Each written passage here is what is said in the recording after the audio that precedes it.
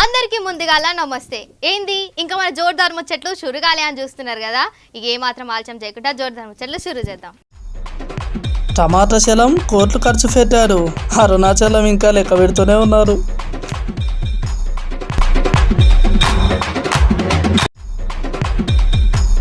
నష్టాల్లో పడ్డ పెద్ద మార్కెట్లు కోలుకునేందుకు పడుతున్నారు ఇక్కట్లు. విమాన ప్రయాణం రాకపోకలపై ఎత్తివేశారు, ఇక దేశాలు దాటిపోవడం సురు. ఇక అరుణాచలం సినిమా చూస్తే మనకు 30 రోజులల్లా 30 కోట్లు ఖర్చు పెట్టేసి మస్తు యాదికుంటుంది. గట్లనే గా షరతులు గీ టైంలో అయితే అరుణాచలం సినిమాల రజనీకాంత్ ఈజీగా ఖర్చు పెట్టగలడని చెప్పే ఓ కార్టూను మస్తుగా వైరల్ అవుతుంది సోషల్ మీడియాలో. గందుల డీజిలు, గ్యాస్ సిలిండరు, అట్లనే టమాటా, మొబైల్ రీఛార్జ్ ఇవి చాలు ఎంత డబ్బునైనా ఖర్చు పెట్టడానికి అని చెప్పిండు గా బొమ్మ గీసిన ఆయన.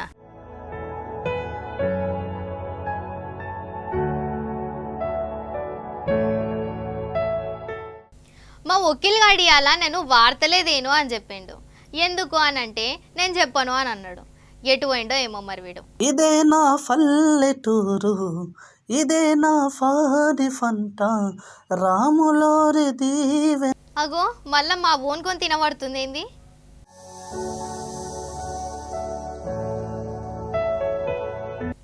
అరే వీడేవాడబ్బా మంచిగా గోషి కట్టుకొని రుమాలు చుట్టుకొని పోతాండు, మావాడేనా అయింది. రావు కళ్ళల్లా తిరిగేనా, పెద్దావు కళ్ళల్లాకొచ్చేనా, ఫంట మొత్తం ఆగమైపోయేనా, ఆగమాగమైపోయేనా. అరే వకీలు ఏమైందిరా, ఎక్కడున్నావు, ఏం చేస్తానో నువ్వు అసలు. ఇదే నా పల్లెటూరు, ఇదే నా ఫాది ఫంట, రాములోరి దీవె. అగో నీడ మాట్లాడుతూనే ఉన్నా మళ్ళీ వీడేటో పోతానే ఉన్నాడు.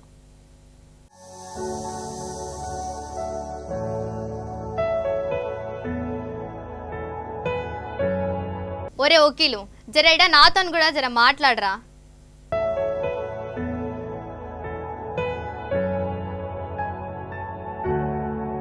అగో ఏమైంది వీనికి అలా గిట్లా చేస్తుండు.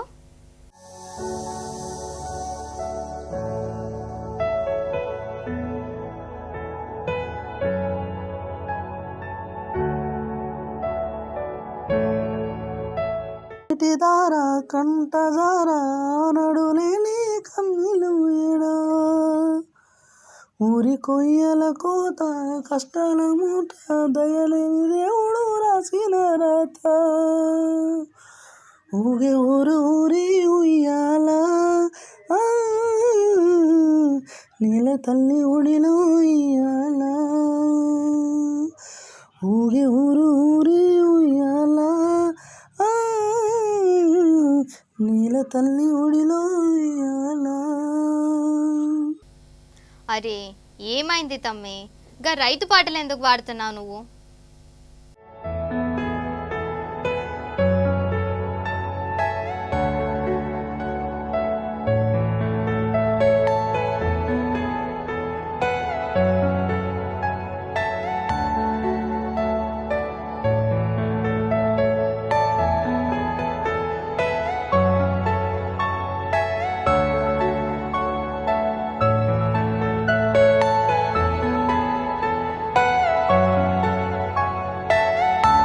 ఇదే నా పల్లెటూరు, ఇదే నా ఫాది ఫంట, రాములోరి దీవెనంట, తల్లి గోదారమ్మ నీళ్ళు ఇటు దిక్కే ఉన్నాయి. ఏందో ఏమో వీడు కష్టం వచ్చినా బాధ వచ్చినా తట్టుకోలేడు. ఏమున్నదక్కా ఏమున్నదక్కా, కర్రావు కళ్ళల్లా తిరిగేనా, పెద్దావు కళ్ళల్లాకొచ్చేనా, ఫంట మొత్తం ఆగమైపోయేనా, ఆగమాగమైపోయేనా. ఏమున్నదక్కా ఈ ఊళ్ళో మనకింకా ఏమున్నదక్క, ముల్లె మూట సదురుకుందాము, పల్లె నిడిచి పట్నం పోదాము, ఆడికి పోయి ఆగమైదాము. తమ్మి ముచ్చటేందో చెప్పురా నువ్వు ముందుగాల. ఏం చెప్పాలక్క, రైతుల గురించి ఎంత చెప్పినా తక్కువే. అందుకనే రైతుల పాటలు పాడుతున్నా. అవ్వక్క, రైతులకు ఎన్నడున్నా కష్టాలే అని మళ్ళీ యాద్ చేస్తున్నారు. ఏందో ఏమో వీళ్ళ బతుకులు ఎన్నడు మారుతాయో ఏమో. ప్రకృతిని పర్యావరణాన్ని అన్నీ రసికించుకుంటూ అన్నీ వదిలిపెట్టి దేనికైనా అది సిద్ధంగా ఉండి పంట పండిస్తున్నారు అక్క. మస్తుగానే కష్టపడి పండిస్తే ఇలా పండించే రైతుకే మనం ఏం చేయలేకపోతున్నాం. మళ్ళా పండించిన పంటను కేంద్రం కొంటలేరు, ఎవరు కొంటలేరు. ఇక పంట అంతా ఎక్కడ పోవాలి? ఈ మధ్యలోనే అడ్డమైన ఆనలు చేపట్టి అట్లా ఆగమైపోయారు రైతులు. పండించిన పంటను కేంద్రం వాళ్ళు కొట్టలేరు అని అట్లా ఆగమవుతులు. ఇక రోజు రోజుకు రైతుల ఆత్మలు పెరుగుతున్నాయి అక్క. ఈ ఆత్మహత్యలు ఎప్పుడు తగ్గుతాయో, రైతులకు మంచి రోజులు ఎప్పుడు వేస్తాయో నాకైతే మస్తు రంజు అవుతుంది అక్క. ఓ తమ్మి, నీ బాధంతా మొన్న జరిగిన రైతు ధర్నా గురించా ఒక్కిలో? అక్క గాముచ్చ చెప్పనీకి అక్క, నేను గింతగానం అప్పటి నుంచి ఆగమాగమవుతున్నా. ఏందక్క ఈ తిఫాలు రైతులకు? పొద్దున మన పొలంకు నీళ్ళు పెట్టామని పోదామని పోతున్నాక మాఫర్దామైనా కూడా ఇప్పుడు నాకు పంటకాడికి పోబుద్ది అయితే లేదు. ఎందుకక్క? ఎందుకు? ఏం పని చేయాలక్క? ఎందుకు నీళ్ళు పెట్టాలి ఊరికి? చూసుకో, ఎప్పుడు చూసినా టీవీలలో ధర్నాల గురించే చూపెడుతున్నారు. రైతులకు ఏం కష్టం వచ్చిందక్క ధర్నా చేయడానికి? పండించిన పంటను కూడా కొంటలేరు. ఎట్లా బతుకుతారక్క రైతులు? నాకైతే మస్తు బుగులవుతుంది 3 రోజుల కాంచి. అవు తమ్మి, రైతు దేశానికి వెన్నెముక లాంటివాడు. ఇక రైతునే మనం గిన్నె తిప్పాలు పెట్టినామనుకో, మనకు ఆఖరికి అన్నం మెతు కూడా దొరకదు. చూసుకోరి. పగలనక, రేయనక, రాత్రనక, పురుగనక, బూసనక కష్టపడి రైతు పంట పండిస్తే మనం చేసే పని ఇదేనాక? వాళ్ళకు మనం ఇచ్చే న్యాయం ఇదేనాక? ఒక్కసారిని సర్కార్ని ఆలోచించమనక్క. ఒక్కసారి సోచాయించరు మనకు రైతుల గురించి.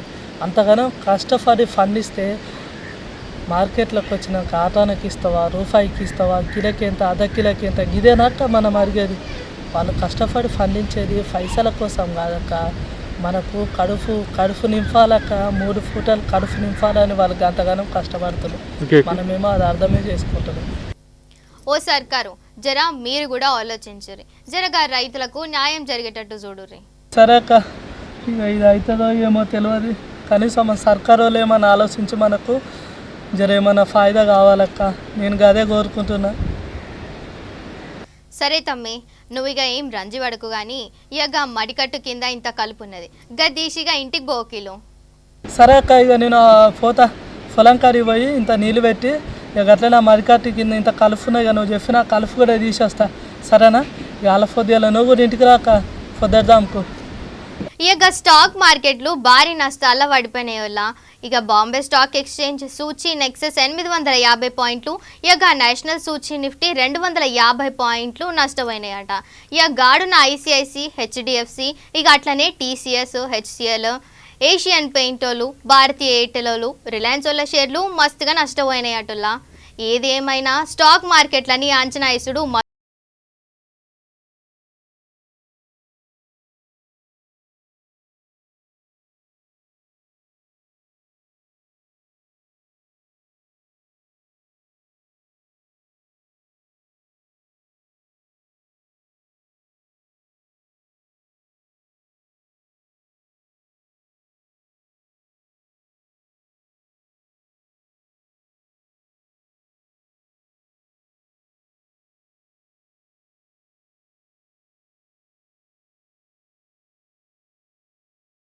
రోజులు క్వారంటైన్లో ఉండాల్సిందే. కానీ ఇప్పుడు అవసరం లేదులా. పూర్తి వ్యాక్సినేషన్ జరిగిన దేశ ప్రజలు ఎవరైనా సరే ప్రయాణం చేయొచ్చని ప్రకటించింది. కాకపోతే పూర్తి ఆరోగ్యంతో ఉన్నట్లు పత్రాలు తప్పకుండా ఉండాలలా. డిసెంబర్ 1 తారీఖు తర్వాత షురూ చేస్తారంట.